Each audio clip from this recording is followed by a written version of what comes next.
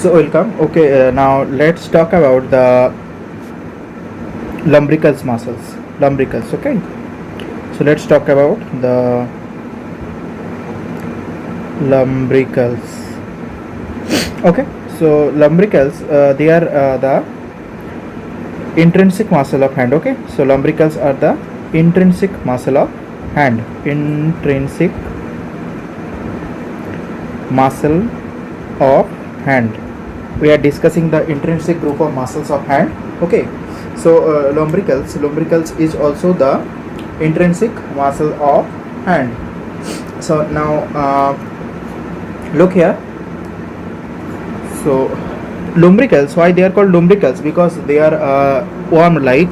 They are small intrinsic muscles. They are worm like Ascaris lumbricoides. Okay, that's why they are called lumbricals. Okay, so they are 4 in number. In case of your upper limb, in case of your hand, they are 4 in number. Okay, lumbricals, they are four in number. Okay, one surprising information about lumbricals is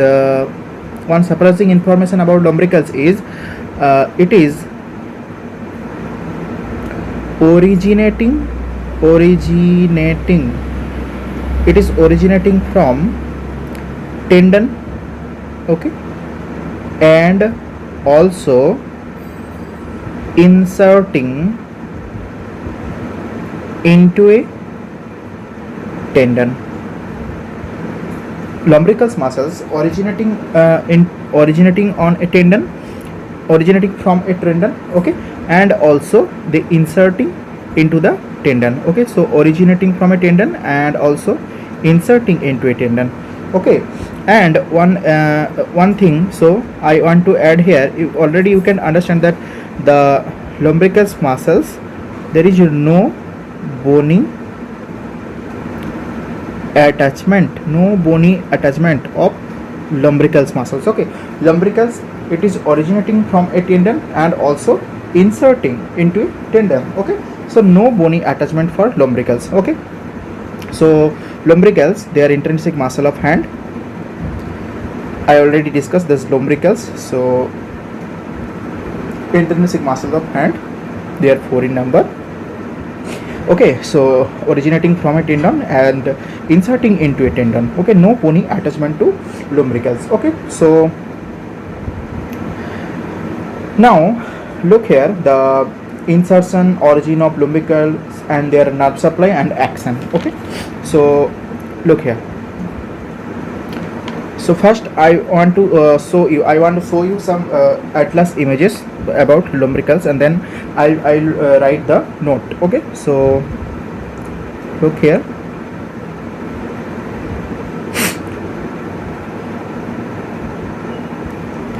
So here you can see some atlas images.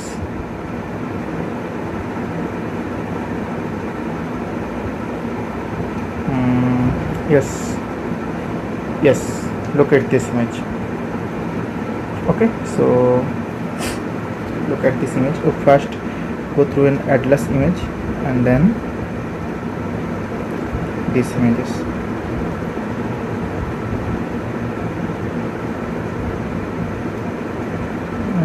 Atlas image of lumbricals. Yes. Here you can see the intrinsic muscle of hands. Okay, here you can see the intrinsic muscle of hands. So look at this tendon. Okay, I told that lumbricals, it's originating from a tendon and also inserted into a tendon. So there is no bony attachment for lumbricals. Okay, so this is the palmar aspect of your hand. So this is the palmar aspect of your hand. Okay, so this is the palmar aspect of your hand. You can see the tendons, these tendons I am marking with green. Yes, actually green. Yes, this tendon, you can see this tendon, one tendon, this of index finger. This is the tendon of your central finger or middle finger. This is the tendon of ring finger. Okay, and this tendon goes through the digita minima. Okay, this green colored tendon. Okay, this green colored tendon. Okay, these tendons are which tendon? They are the These tendons are, yes, flexor digitorum profundus tendons. They are flexor digitorum profundus tendon. These all tendons are flexor digitorum profundus. You can also see here it is written this flexor digitorum profundus tendons. Okay, these all tendons 1 2 3 4, these all are flexor digitorum profundus tendon. Okay, tendon of flexor digitorum profundus muscles. Okay, you can see also another tendon here, this tendon, this is cut. Actually this is the cut. This is located superficially. These tendons I am highlighting with yellow. This is superficially located and bifurcating, you can see this bifurcation here. Yes, you can see, I think you can see this bifurcation here. Yes, this bifurcation. Yes, I am marking with red. Yes, and also same here is bifurcated. Yes, and also bifurcated. Yes, this tendon, and also here it is also bifurcated. These tendons, they are actually the flexor digitorum superficialis. This tendon, flexor digitorum superficialis, cut. They are cut section of flexor. This is here, you can see this is cutted here, cutted here, cutted here, cutted here. Yes, this is the flexor digitorum superficialis tendon. And you can see this tendon, this green colored tendon is also passing in between this bifurcation. In between this bifurcation, this green colored tendon is passing. Okay, so what I am going to telling that I am going to tell you that the flexor digitorum superficialis, you can see the word that superficialis. Yes, superficial. So they are located superficially. Okay, and deep to this tendon, you can see flexor digitorum profundus tendon. Profundus, that means deeper. Profundus, that means deeper. Okay, you can see the flexor digitorum profundus. Okay, so this is the flexor digitorum superficialis tendon, which is cut and removed. This is also flexor digitorum superficialis tendon. They are bifurcates here. They are bifurcates, and flexor digitorum profundus tendon passing through this bifurcation. Okay, and this flexor digitorum this flexor digitorum profundus tendon. You can see this flexor digitorum profundus tendon. Flexor digitorum profundus tendon. This flexor digitorum profundus tendon is actually giving the origin of, your lumbricals muscles, Okay, you can see this muscles. Yes, this one, flexor arising from your flexor digitorum superficialis. Okay, these muscles arising from your flexor digitorum, not superficialis, profundus tendon, flexor digitorum profundus tendon. Yes, this is your lumbricals muscles. I am highlighting with red. Yes, and this is another lumbricals. Okay, yes, originating from here. Okay, you can see one lumbricals, two lumbricals. You can see another lumbricals here. Yes, these lumbricals, and you can see these lumbricals also. Okay, so lumbricals, their numbering is given. Their number is given from your lateral to medial side. Okay, lateral to medial side. You know that your pollex or thumb is towards lateral side, and your digita minima is towards medial side. So lumbering of lumbricals started from which direction to which direction? It is started from lateral to medial side. Okay, so this lumbricals, this is your L1. Okay, lumbricals 1. You can see this lumbricals L2. Okay, you can see this L1, this is L2 is here, and you can see that this lumbricals, it is bipinnate. This is bipinnate lumbricals. Okay, bipinnate. This arising from the medial side, medial portion of the flexor digitorum profundus, second flexor digitorum profundus, and also the lateral side of the third flexor digitorum profundus. Okay, this is your L3. This bifurcated, this is your L3. Okay, and you can see the last lumbrical, this is also bipinnate. Okay, this is also bipinnate. This is your L4. Okay, so I already told that there are four lumbricals muscles. Okay, so from lateral to medial, there are L1, L2, L3, L4 in number. Okay, so L1, L2, L3, L4 in number. Okay, four lumbricals muscles from lateral to medial. They are L1, L2, L3, L4 numbers. Okay, so now you can see that Yes, you can see the first lumbricals L1, the first lumbricals L1 is L1, the first lumbricals. This is unipinnate, unipinnate, only one pinnation is shown.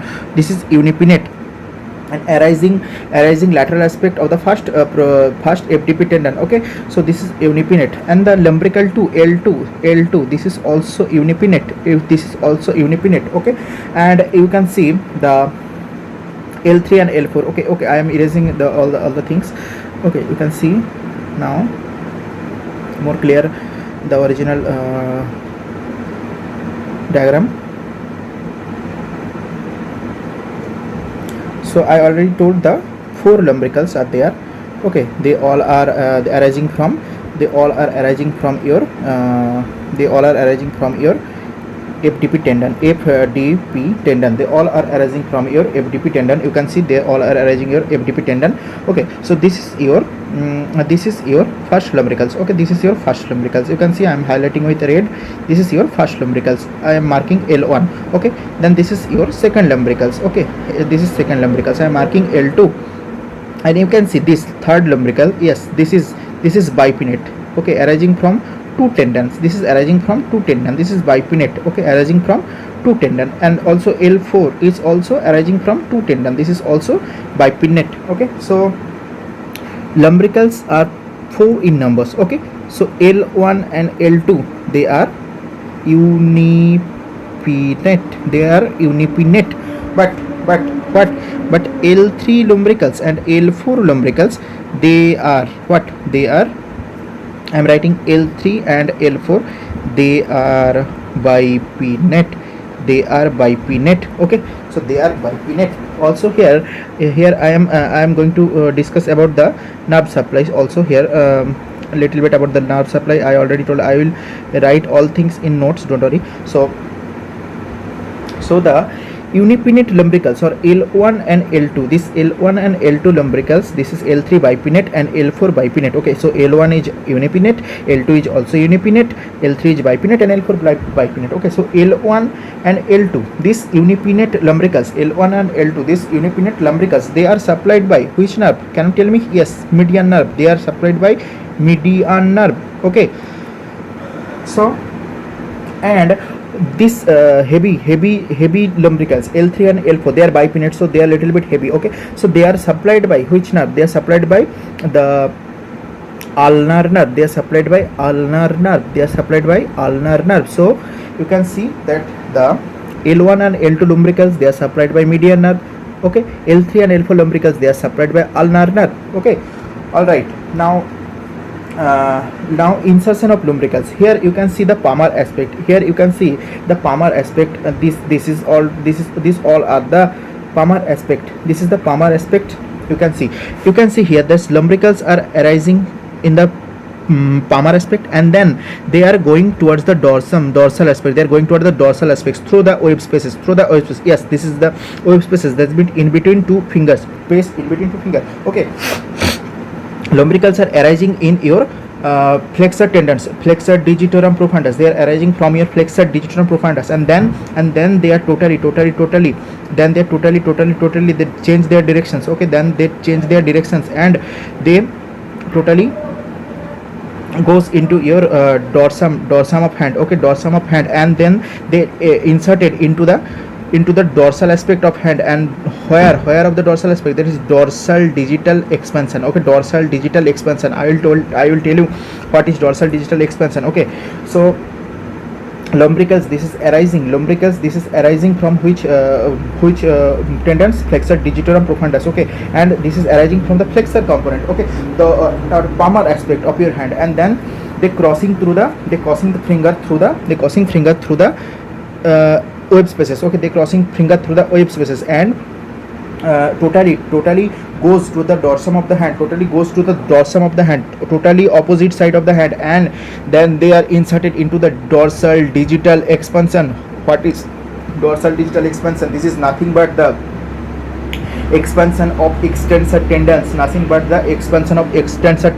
tell you the dorsal digital expansion. Okay, so in case of third lumbricals also, arising from the two tendons, okay, this and this one and this one, okay, and then moves towards the dorsal aspect of your hand and inserted into the same dorsal digital expansion. And L4 is also arising from two tendons and also inserted into the dorsal digital expansion, okay. So that's little bit about the origin, insertion of lumbricals and its nerve supply, okay. Now can you tell me what is the function of lumbricals? Can you tell me what is the function of lumbricals? These lumbricals, look, this is a little bit surprising. One muscle, it acting like flexor as well as it acting like extensor, okay. Generally this is this is little bit paradoxical. Generally one muscle is either flexor or extensor, any one function at any specific joint, okay. At any specific joint, any one function is determined determined, or any one function is specific for one muscles, okay. But in case of lumbricals, you can see lumbricals, it causing the two function. One is lumbricals, it causing the, I'm one second, I'm erasing everything, okay, one second, I'm erasing everything, okay. Lumbricals, it causing two function. Here you can see yes, so two function.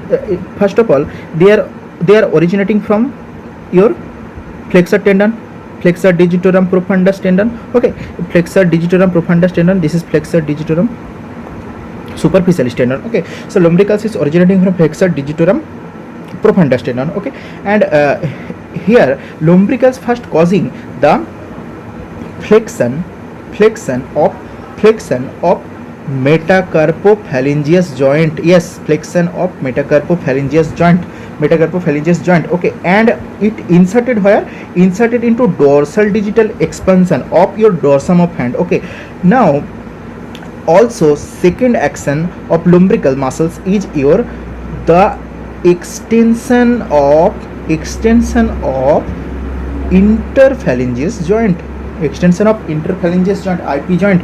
This is a little bit surprising that one muscle, lumbricals, is causing flexion and also it's causing extension, but two different joint, it flexed your metacarpophalangeus joint or MCP joint, okay, and it causing extension of IP joint or interphalangeus joint, okay, IP joint or interphalangeus joint. So I think you understood the basic about lumbricals. Now write down, go to the note and write down.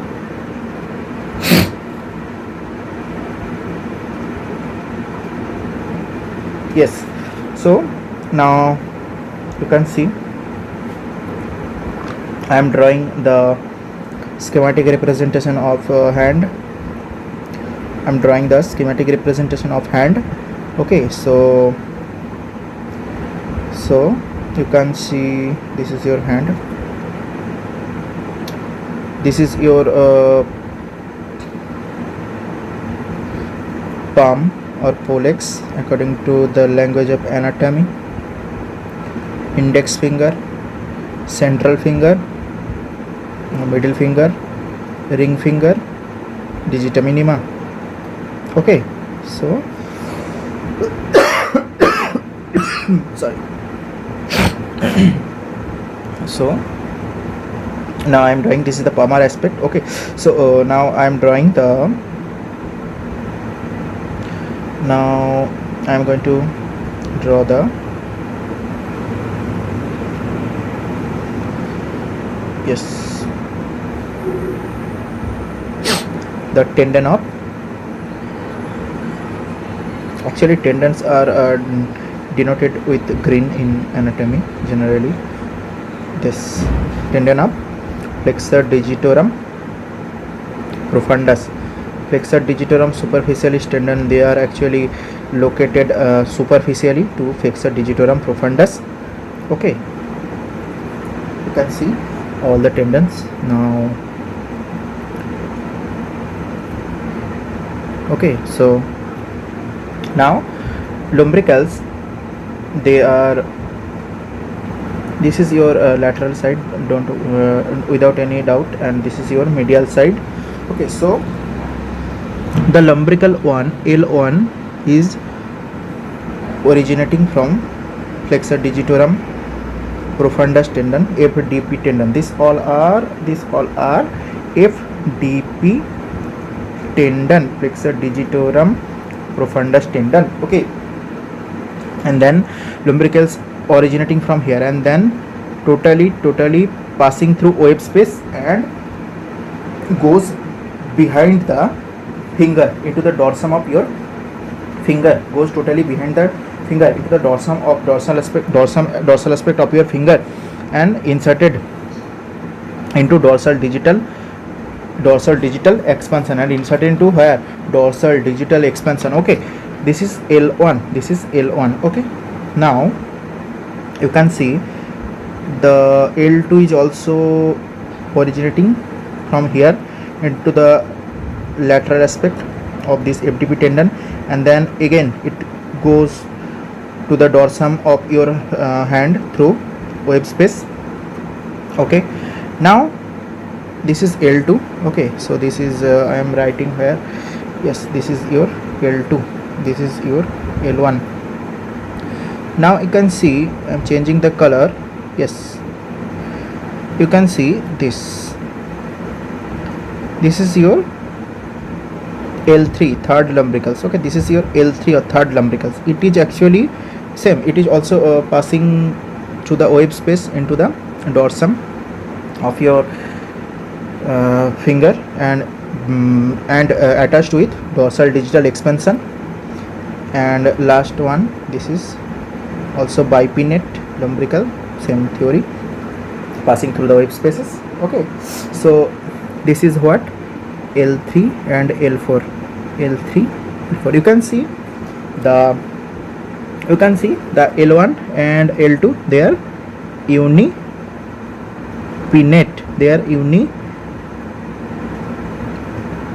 Okay, so they are unipinnate, and also L3 and L4, they are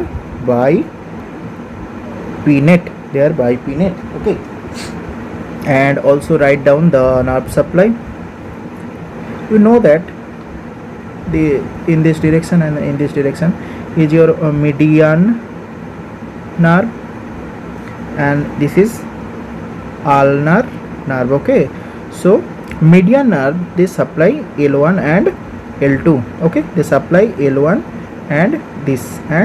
Okay, ulnar nerve is supplying the L3 and L4. Okay, so L3 and L4, they are supplied by your ulnar nerve. All right, no doubt. Okay, so you can see everything here. Now action, obviously action is to what and what, you can tell me. Yes, this is normal action of lumbricals is MCP joint, metacarpophalangeal joint, joint joint sorry, flexion of MCP joint and what, and extension of IP joint, interphalangeus joint. Okay, so this is the two function of your lumbricals. Okay, are you understanding? I think you understood everything, okay, about lumbricals. Okay, so now if the nerve supply to lumbricals are damaged, like if medial nerve is damaged or if ulnar nerve is damaged, causing the total claw hand. What is claw hand? Claw hand is a normal. Okay, so first I am writing the normal action of lumbricals. Okay, so normal action is what? Normal action is MCP joint flexion. Are you understanding? MCP joint flexion and IP joint extension. Okay, Okay, so this is the normal action of lumbricals. But if the nerve supply, that means the either median nerve injury or ulnar nerve injury, or both median and ulnar nerve injury is there, then what happens? The lumbricals are paralyzed. Okay, so paralysis of lumbricals muscles causing claw hand. What is claw hand? Okay, claw hand is, so there is claw hand due to the lesser activity or no activity? No activity of lumbricals. No activity of lumbricals. Okay, so claw hand is due to no activity of lumbricals due to defective nerve supply, due to defective nerve supply. Okay, so due to defective nerve supply. So now you can see what is the claw hand. The presentation of your patient is clinical aspect. The presentation of your patient is what happens. The MCP joint is not flexed now. In case of claw hand or lumbrical muscle injury, what happens? MCP joint is not flexed now. Okay, and IP joint is also not extends now. Are you understanding? I think you understood everything. So what happens now? If MCP joint is not flexed, then what happens? MCP extension. Okay, MCP extension and IP flexion. Okay, MCP extension and IP flexion, because lumbricals is not working, so these two muscles functions, these functions gone totally. Okay, so MCP flexed and IP extend, MCP extension and IP flexion. Okay, MCP extension, IP flexion in case of claw hand. So I'll show you one diagram about claw hand. Here you can see the, yes, you can see, oh, where it is, yes, I think it is, where are you? Oh yes, here I am. This is the action of lumbricals, as well as I will discuss in next video about the interosseous muscles. Interosseous also same action. So here I am going to talk about, the lumbricals only. I will show you the same image in case of interosseous muscles also. You can see this is what, this is the flexed MCP joint, okay, this is the flexed MCP joint. And what is this? This is the extended IP joint, that means interphalangeal joint. This is normal action of lumbricals, muscles, and also interosseous second. Actually this is the secondary action of interosseous muscle. I'll discuss about I'll tell you in the story of interosseous later. You can see the normal action of lumbricals is what? The flexion of your MCP joint. Yes, you can see the flexion of your MCP joint. Yes, this is the flexion of your MCP joint and extension of your IP joint. Okay, but if lumbricals is injured, or if the nerve supply to lumbricals is totally gone, then what happens? Then what happens? This flexed MCP joint is extended like this, extended. Okay, so this is actually flexed position, this is extended like this, okay, extended. And what happens? This IP joint is extended here, it becomes flexed. Okay, and now this is like what? Claw hand. I will show one picture also here. You can see yes, what happens here? You can see what happens here. This is nothing but, yes, the IP joints, all the interphalangeal joints are flexed. You can see the flexion at the interphalangeal joint. Yes, flexion of interphalangeal joint. And you can see here the extension of MCP joint. Okay, so what I am going to tell you that, so yes, this is a claw hand. Actually this is total claw hand. This is like claw. Okay, claw of your cancrum. Okay, claw of cancrum, like. So this is what? This is the extension of your MCP joint. Are you understanding? Extension of your MCP joint. And what is there? This is the flexion of your interphalangeal joint. Due to what? Due to injury of lumbricals and also interosseous. Actually the nerve supply to lumbricals is gone. Which nerve? The L1 and L2 is supplied by, can you tell me which nerve? L1 and L2 is supplied by your median nerve. Okay, and L3 and L4 is supplied by which nerve? Can you tell me? L3 and L4 is supplied by your ulnar nerve. L3 and L4, it is supplied by your ulnar nerve. Okay, So this is the total claw hand. Okay, so I will discuss about the claw hand deformities, etc., in the nerve of upper limbs. This is totally and separate. I'll talk about the detail of this. Okay, so that's all about little bit your lumbricals and its nerve supply, its action and deformities. Okay, in the next session I will talk about the interossei muscles.